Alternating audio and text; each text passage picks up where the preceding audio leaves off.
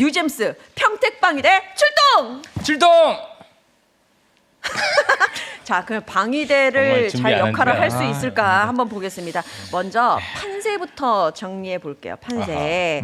판세가 먼저 최근에 거부터 볼게요. JTBC가 5월 4일부터 5월 5일까지 조사한 결과죠. 조국 26%, 김용남 23%, 유이동 18% 이렇게 쭉 나왔습니다. 물론 1, 2위가 오차범위 안에 접전입니다. 그렇지만 조국 후보가 1위를 하면서 많은 분들이 깜짝 놀라기도 하고 제가 요 여론조사 기관을 알고 있어요. 이분들을 한번 메타보이스였죠. 연락을 봤더니 이분들도 좀 깜짝 놀라시긴 하더라고요.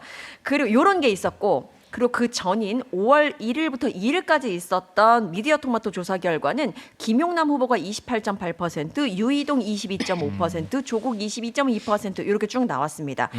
요거 한번 판세를 볼게요. 이게 며칠 차이도 안 나는데 갑자기 너무 다른 조사 결과가 나와가지고 어떻게 보셨는지. 네. 우선은 샘플이 좀 너무 적어요. 500 샘플 정도 해서 물론 이제 오차범위 내에서 우리가 이해를 하면 되는 건데 일단 평택에 대한 지금까지의 조사는 저는 아무 의미가 없다고 생각합니다. 우선 그 대전제로 말씀드리고요. 그렇죠. 누가 이기든 간에죠. 이제부터 시작인 겁니다. 그래서 이제부터 시작으로 우리가 좀 지켜봐야 되는 게 맞고 저 메타보이스 JTBC 여론조사가 조국 대표, 조국 후보가 1위로 나온 부분에 대해서는 좀 해석이 필요한데 결국에는 네거티브를 거의 뭐 끝판왕 수준으로 했어요. 제가 볼 때는 전 세계에서 유례가 없는 역사상 전례가 없는 가장 최악의 네거티브를 조국 후보가 했거든요.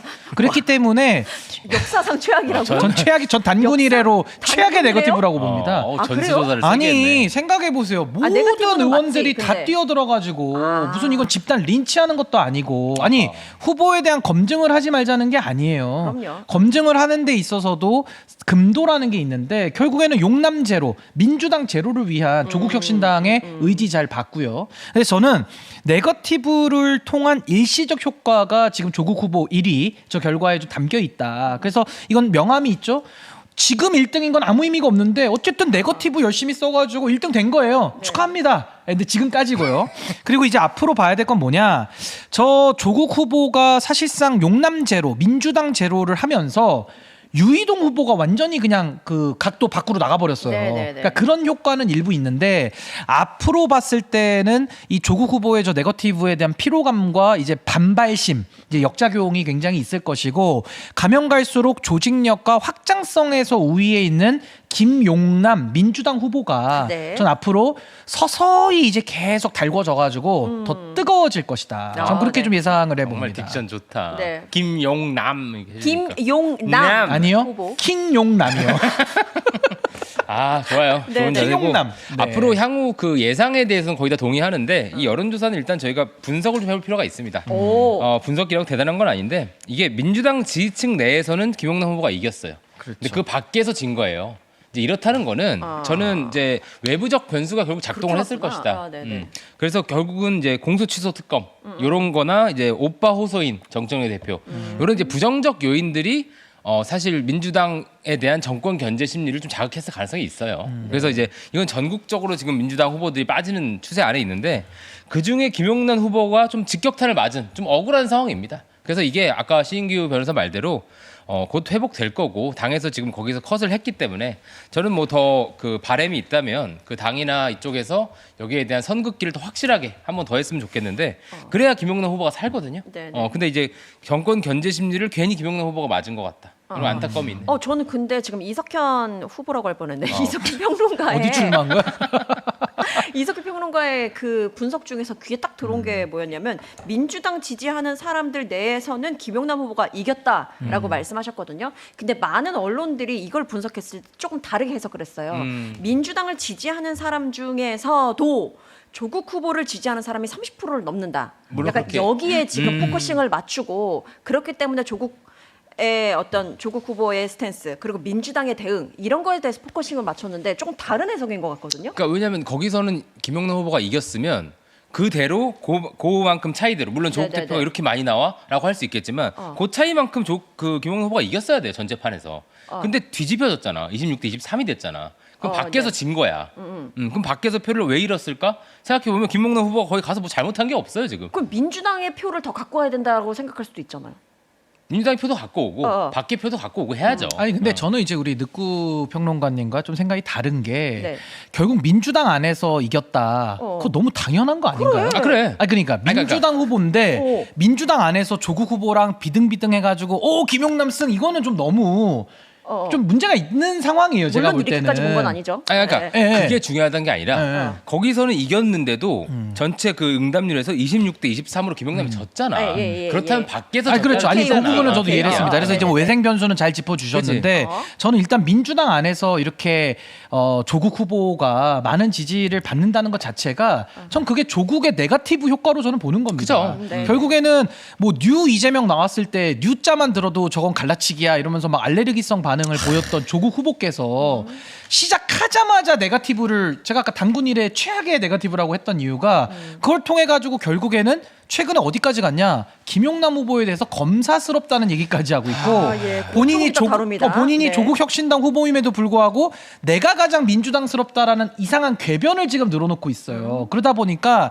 민주당 안에서 어떻게 보면 김용남 흔들기로서 지금 얻어낸 결과라는 게 전 이거 굉장히 뼈 아프다. 그러니까 네. 민주당 지지자분들도 아니 민주당을 지지하는 게 아니라 조국 후보를 좀 지지하고 있는 약간의 이중당적과 같은 이런 상황이 이거 굉장히 좀 문제의식을 저는 가져야 된다는 생각이 드는 거고 또 하나는 어떤 요인이 있냐면 조국혁신당은 당이 그냥 다 달라붙었잖아요. 근데 민주당은 의원 수만 170명이기 때문에 훨씬 많은 의원들이 있는데 아무도 안 달라붙었고 오히려 뭐 김지호 대변인부터 해서 뭐 김현 의원이나 뭐 박지원 의원이나 좀 이따 다 해가지고 다룹니다. 다 네. 다룰 분들인데 이분들이 나와서 뭐 단일화 얘기하고 좀 부정적인 언사를 많이 했잖아요. 그러니까 저는 민주당 안에서도 의원들이 말을 많이 아꼈고 사실 김현정 의원 평택병 말고는 별로 이렇게 나서서 하신 분들이 많이 적은데 전 그 원인 중에 하나가 네. 아무래도 팀 김어준 씨가 사실상 조국 후보를 지원을 강력하게 하고 있기 때문에 그 눈치를 좀 보고 있는 거 아닌가라는 생각도 좀 들어서 저는 이제 앞으로 민주당도 조금 더 기백 있게 이 평택 선거에 좀 응해야 될 상황 아닌가 좀 그런 생각이 듭니다. 일단 이런 부분에 대해서는 조금 이따가 더 깊게 다루도록 아하. 할게요. 일단은 그 여론조사 관련 판세 분석 뭐 이런 것도 하고 있기 때문에 이걸 위주로 그리고 이게 표를 하나 보여드리려고 하는데 물론 이건 조국 후보나 조국혁신당 캠프가 직접 만든 것인지는 분명하지 않는 상황이라고 해요. 아유. 그런데 보면 일단 조국 후보와 김재현 후보 같은 경우는 파란색으로 되어 있고. 아유 진짜. 아이 설마 저건 당에서 만들진 않았겠죠. 아니, 저 위에 저걸- 조국혁신당 써 있는데요, 마크가. 아이, 저걸 그래도. 공유하지 않으셨어요, 조국 후보가? 그래요? 저거 확인해봐야 될 것 같은데 제가 알기로는 공유하신 걸 본 것 한번 같은데. 팩트로 가야죠, 팩트로. 네. 예, 팩트로 그래서- 가야지. 예. 아이고. 너무 짜쳐요.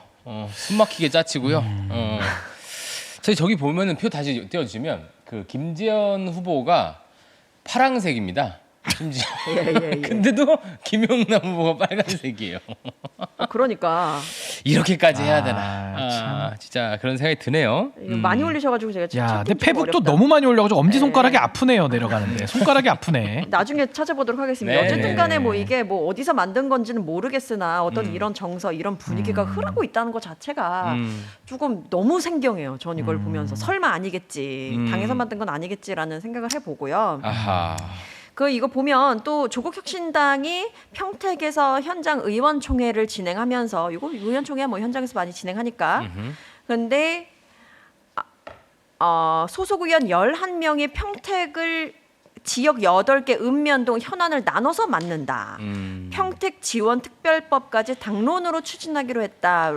굉장히 진짜 전당적으로 뛰어드는 모양새를 보여주고 있는데 요거를 어떻게 보시나요? 아까 전에 사실 이것도 생경하다라고 말씀하신 것 같아요. 굉장히 생경하죠. 그러니까 결국에는 조국혁신당이라는 정당 자체가 얼마나 부끄럽습니까? 네. 결국 조국 후보가 조국당의 대표인데 본인이 민주당스럽다고 지금 얘기를 하고 있잖아요. 그러면 우리가 물어봐야 되는 게 도대체 조국 후보는 조국혁신당 왜 만든 겁니까? 그 민주당스러우면 민주당에 들어가셨어야죠. 그 얘기가 하나가 나오는 거고 그동안에도 조국혁신당 만든 이래로 조국 후보가 늘 자강을 말하면서 민주당과 합당은 없다라고 늘 이야기를 했거든요. 근데 이제 와서는 표가 필요하니까 네. 본인 스스로 내가 가장 민주당스럽다라고 이야기하는 게 그 조국혁신당은 도대체 어떤 존재 의미와 공당으로서 역할이 있는가를 다시 한번 되짚어 볼 수밖에 없는 것이고 그 연장선 속에서 아무리 당 대표의 선거이지만 네. 비례대표 의원들 다 국민을 대표하는 사람들이거든요. 헌법기관입니다. 그러니까요. 그 전국구 의원들 아닙니까? 옛날에 전국구라고 불렀어요 비례대표를. 예.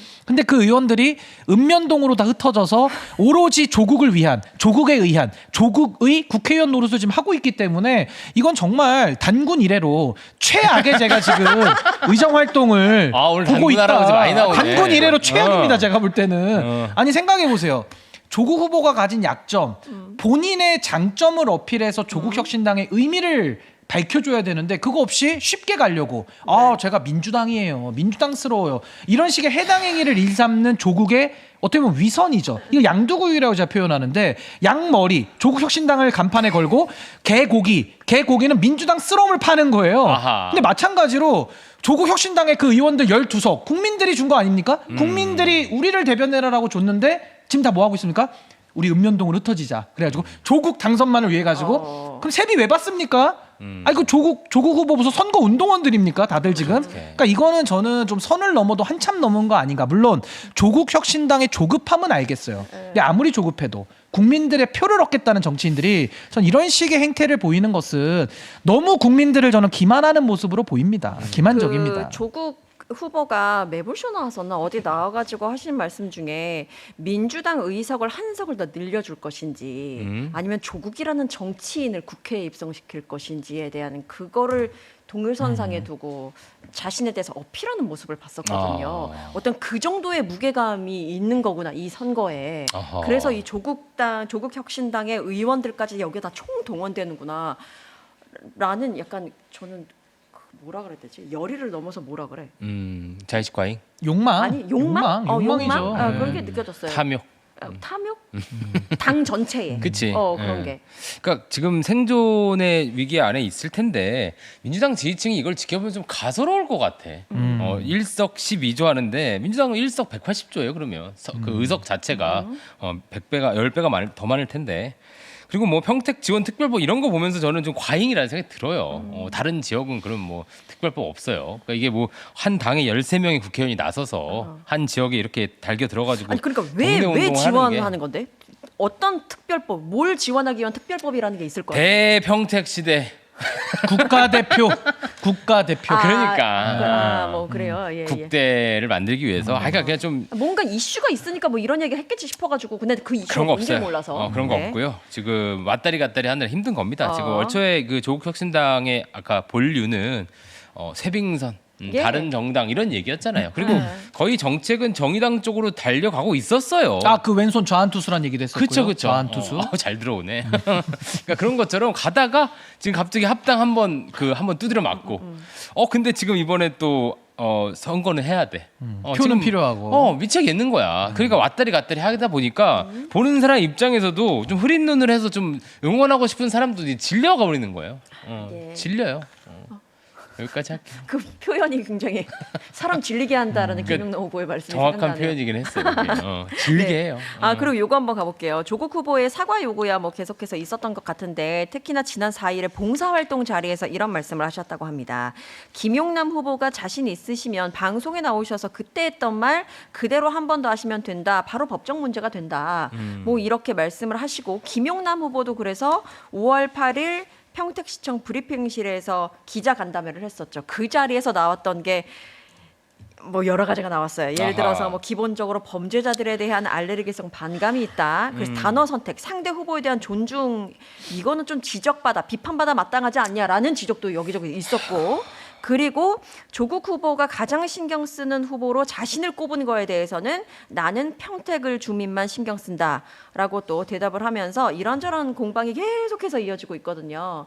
어떻게 저는 조국 후보가 사실은 지금 정치를 하는 게 아니라 저는 게임하고 있다고 보거든요. 그러니까 결국에는 법망이라고 법으로 흥한 자 법으로 망하게 돼 있습니다. 근데 본인이 뭐 형사법 교수이기도 하고 법에 대해서 평생 밥벌이를 했기 때문에 그런지는 모르겠는데 지금 이런 행태를 보세요. 누가 떠오릅니까? 전 윤석열과 한동훈이 떠오르거든요. 그러니까 이런 거잖아요. 자신 있으면 한번 그 말 해보세요. 하면은 바로 걸어드릴게요. 마치 함정을 파놓고서 들어오세요. 제가 법으로 처리해드릴게요. 법망입니다. 법으로 흥한 자 법으로 망하게 돼 있거든요. 벙벙. 아니 그래서 저는 조국 후보가 이런 식으로 정치를 정말 게임하듯이 이준석스럽게 하는 것 자체가 전 더 이상 조국이라는 정치인이 존재할 이유와 가치가 뭐냐라는 생각이 들고요. 이 얘기 제가 한번 해드리죠. 아니 결국에는 사모펀드와 입시비리 얘기 아닙니까? 근데 사모펀드에 대해서 본인의 배우자 그리고 본인의 오촌 조카 조범동 씨 유죄 나온 거 아닙니까? 물론 검찰의 수사에 관한 문제도 우리가 많이 지적을 해왔고 그 문제와 더불어서 지금 조국과 관련된 주변인들의 사모펀드와 관련된 유죄 그리고 조국 후보를 포함한 조국 후보 배우자 정경심 씨의 입시 비리와 관련된 유죄 이건 명확하게 판결문에 이미 나와 있거든요. 근데 거기에 대해 가지고 본인 스스로 나는 사모펀드와 무관해라는 이야기를 하면서 이 얘기를 해봐 하면 법으로 처단해줄게. 네. 지금 이런 얘기를 하고 있는데 정치인이면 정치를 하셔야죠. 상대방한테 함정 파놓고 어겼다 법으로 처리한다 이거 누가 했던 겁니까? 윤석열이가 했던 거예요. 근데 왜 이런 거를 저는 따라하고 있는지 정말 의문스럽고 무엇보다 조국 후보가 당시에 민정수석을 지내면서 민정수석이 무슨 일 합니까?